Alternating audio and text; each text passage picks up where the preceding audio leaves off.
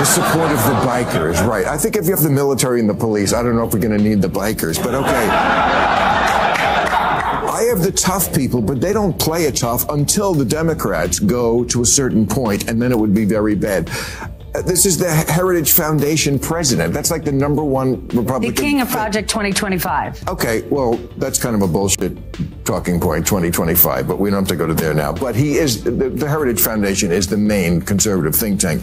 Recently on his show, Bill Maher was talking about the second Trump assassination attempt, and he was a little bit surprised to find the reaction of his own audience. So folks, I'm Vince with Resist the Mainstream. If you enjoy our content, be sure to hit that like button down below and subscribe. Why should you subscribe? Because that way we can keep bringing you videos like this. And with that said, take a listen as Bill Maher's own audience laughs about Trump being shot at. So let's not bury the lead. The big story this week, they tried to shoot Trump again. Let's not funny. Okay. I'm being serious now. This is the second time this happened. I said this before. There can be no fuzz on this. This is not funny. Okay? It's not okay. It's not okay to wish it happened.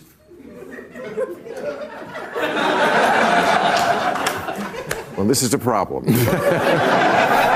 Well, I mean, look, this happens too frequently. I'm sorry. This happened on the golf course. A guy was laying in wait, and it happens too much. In fact, besides the shooter, there were two other shooters beside him waiting to play through. This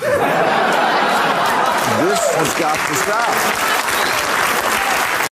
You heard it right there. They think this whole situation is funny. They think it is funny that their political opposition is getting shot at. Now, props to Bill Maher, honestly, for trying to push back against that, trying to have a reasonable take. And we know that this is not the first time that he's made his audience feel a little bit called out or awkward. There are a few different examples of that, actually. And as a former prosecutor, Kamala was putting criminals in jail back before liberals decided that was a bad thing. That CVS is locking the shaving cream behind plexiglass, Democrats are coming around to her again. Harris would be the first woman president, first black woman president, and first Asian president. But I don't vote for who will be the first. I vote for who will win.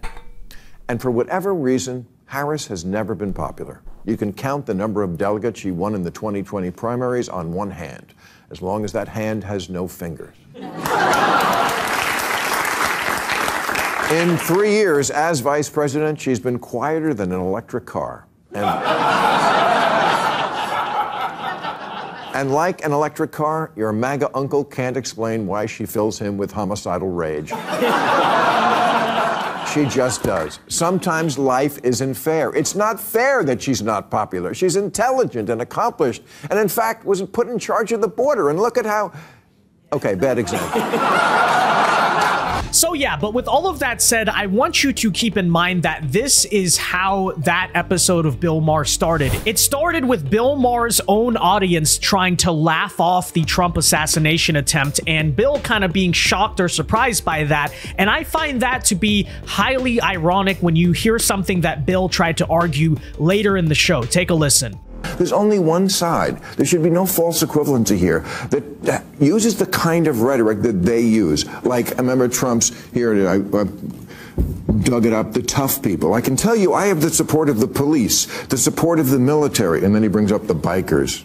Before we continue today's video, a word from our sponsors over at Goldco. With an election year upon us, the economy is more unpredictable than ever. Markets can swing dramatically, and political changes, whatever happens on November 5th, can ultimately impact your savings overnight. That's why it's now the perfect time to partner with Goldco. Gold and silver can offer as reliable stores of value, giving you protection against economic uncertainty, inflation, and the unpredictable shifts that can come with election year and all of the political changes that entails. Goldco makes it easy to diversify your retirement with gold and silver IRAs, providing a secure shield for your future, even as other types of investments can fluctuate. Their expert team will guide you through a quick, tax penalty-free rollover of your 401k or IRA, and right now you can get up to $10,000 in free silver just for opening an account. So don't wait. Take Take control of your financial future before the chaos hits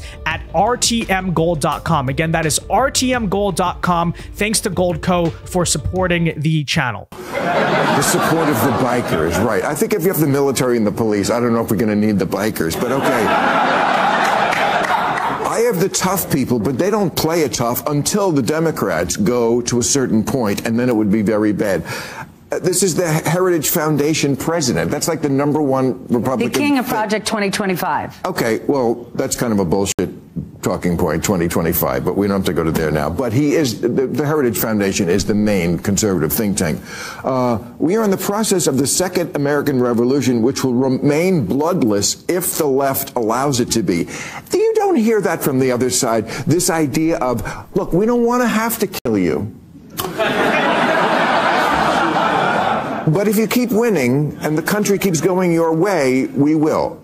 No, would you not agree that that is different? I absolutely agree. So look, two things can be true at the same time. On one hand, was it stupid for the Heritage president to say what he said? Absolutely yes. And I think in a lot of ways, the way Project 25 has handled a lot of their PR has not really been that smart, and maybe that's part of the reason that Trump has tried so hard to distance himself from them and their agenda. But at the same time, okay, Bill, you want to say that that type of rhetoric only comes from Republicans? Democrats refer to Trump as Hitler every other day. Do we need to remind you that in the opening monologue to this very show that you were doing, your own audience was laughing at the fact that Trump was getting shot at? We played it before, but screw it, let's play it one more time as a reminder. Let's not bury the lead, the big story this week. They tried to shoot Trump again. Let's not funny. But it's only the Republicans who engage in that type of stuff. Okay, again, here's your own audience. It's kind of hard to make that argument when on the same episode of this show, your own audience, you had to ridicule them and push back on them for laughing about attempted assassinations against President Trump. And moreover, I would say here's the big difference. You can make the argument that, hey, right-wingers say that type of stuff too, heated political rhetoric, whatever, but the sheer reality, the simple fact of the matter is this: there is only one side whose rhetoric is currently translating to real-world violence and real-world assassination attempts against the political opposition, and that is coming from the left. Now, God forbid, I sincerely hope that people on the right-wing side don't do the same thing, but, you know, you're having this conversation about right-wing rhetoric and how it's so bad and it's inciting violence, and yet the only real violence currently happening in this election cycle is coming from who? Exactly. And that's the problem really with Bill Maher and everyone who tries to make this argument. You can create the boogeyman of what the right wing is saying, but we also see what's happening in the real world in front of our own eyes, and that is not the boogeyman of right-wing violence. In fact, it's the boogeyman of left-wing violence. So just something to consider. With that said, ladies and gentlemen, let me know your thoughts on all of this in the comment section down below. Be sure to leave a like on this video, subscribe if you are new, and until next time, I've been Vince with Resist the Mainstream. Peace.